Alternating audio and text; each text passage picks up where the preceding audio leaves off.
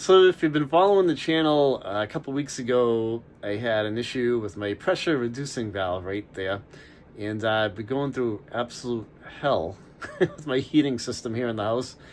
So I bought online the Watts pressure reducing valves right there. They're a ton of money. They're like $178, $150. So I found one on eBay and I bought it. It was like $105 shipped. So I bought the thing. Long story short, Rob came over.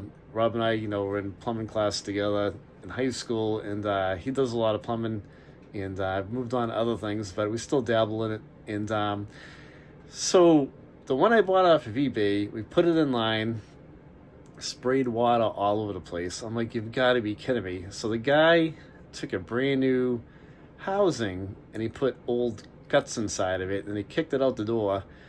Like, you've got to be kidding me. I was so freaking mad. But long story short, I told him, hey, I'm like, you sent me an old, pressure reducer valve. And he's like, no, I didn't. I'm like, oh, it's a new valve, but the inside of it is old. So probably he sent it to somebody else, and that guy probably threw the old guts in it and returned it to him. I'm guessing that's what happened. So I went on Amazon. I bought one right from Watts, and we put this one in line, and it works pretty good. So what we had to do is I had some air in the system, and Rob kind of showed me how to bleed down the system because I have a cape, and upstairs we have baseboard and stuff up there, so you got to get the water out of the top of the house, the air out of the top of the house, because the air rises to the highest level.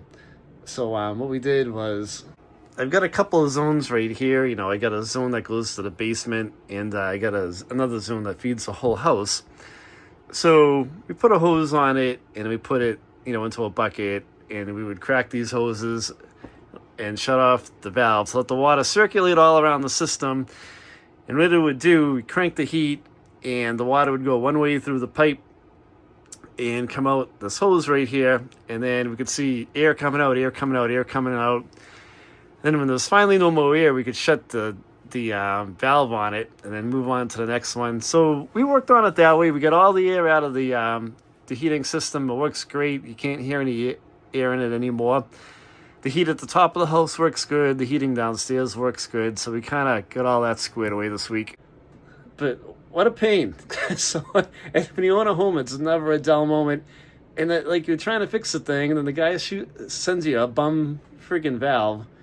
You can't freaking make the shit up. So that's what I've been battling, and we got some more stuff coming out, and got some brake jobs to do tomorrow. But thanks for watching the channel, guys, and this was my misery for 2 weeks. Take it easy.